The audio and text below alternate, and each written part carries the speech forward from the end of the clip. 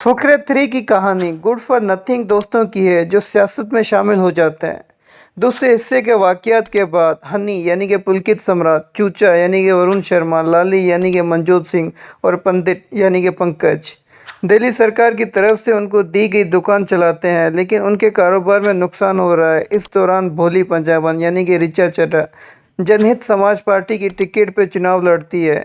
उसने हनी, चूचा, लाली और पंडित से मदद मांगी और चूचा के देजाचू का इस्तेमाल करने के लिए कहा, मगर चुनाव के दौरान चूचा भूल से सबके ध्यान अपनी तरफ खींच लेता है और आम जनता का पसंदीदा बन जाता है। चूचा की तरफ से भी चुनाव लड़ने का फैसला होता है और उनको लगता है कि भोली अगर जीत जाती है तो रेजिडेंट्स के लिए कुछ बेहतर नहीं करेगी, लेकिन चुनाव लड़ने के लिए पैसे की ज़रूरत होती है जो कि फुकरे गैंग के पास नहीं है। इस वक्त उनको साउथ अफ्रीका से एक मौका मिलता है।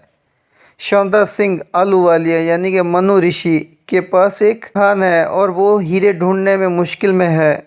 चूचा को वहां बुलाया जाता है ताकि वो देजाचू के ज़रिए हीरे ढूंढ सके। आगे क्या होता है वो इस फिल्म का बाकी कहानी देखने से मालूम होगा।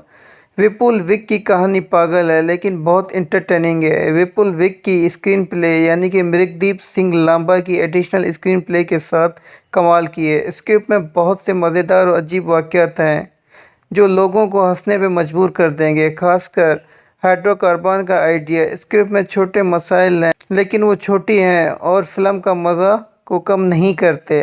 विपुल विक के डायलॉग्स मृगदीप सिंह लांबा के एडिशनल डायलॉग्स के साथ हंसने वाले हैं और मज़ेदार माहौल को मज़ेदार बेहतर बनाते हैं। पंडित की इंग्लिश डायलॉग्स का इस्तेमाल भी हंसी का हिस्सा है। मृगदीप सिंह लांबा की डायरेक्शन शानदार है। इस तरह की सब स्क्रिप्ट को सही तरह से पेश करना और देखने वाले से लॉजिक न पूछने में यकीन चाहिए। उनकी डायरेक्शन की वजह से लोग सवालों की बजाय हंसने में मसरूफ़ रहेंगे। कुछ सीन्स व्यूवर्स को हैरत में डाल देंगे। मिसाल के तौर पर भोली अपना पूरा नाम बताती है तो फ़ैन का रिएक्शन देखना सच में कमाल का है। और दूसरे सीन्स भी हैं जो काम कर रहे हैं, जैसे कि इको सीक्वेंस। लाली अपने दोस्तों के ज़रिए चाय बना रहा है जब वो अहम मुज़ाकरात में मसरूफ़ हैं। चूचा एक टैंक में चुनाव लड़ते हुए, अफ्रीकन लड़की अपने दिल की बात कर रही है वगैरह।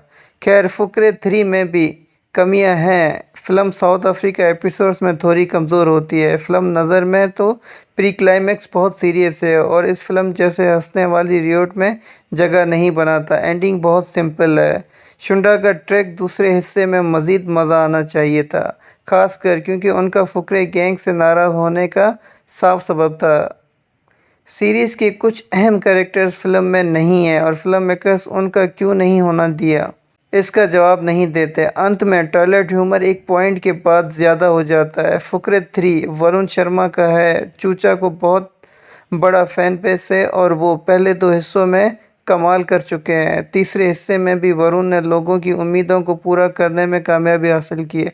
पुलकित सम्राट भी इंटरटेनिंग परफॉर्मेंस देता है। उसके 6 पैक एब्स सिनेमा में ज़रूर धमाल मचाएंगे। पंकज त्रिपाठी एडोरेबल हैं। उनकी परफॉर्मेंस और फिल्म मेकर्स की तरफ से उनको कुछ विटी और फनी डायलॉग्स मिलते हैं। ऋचा चड्ढा एक बार फिर पावरफुल हैं।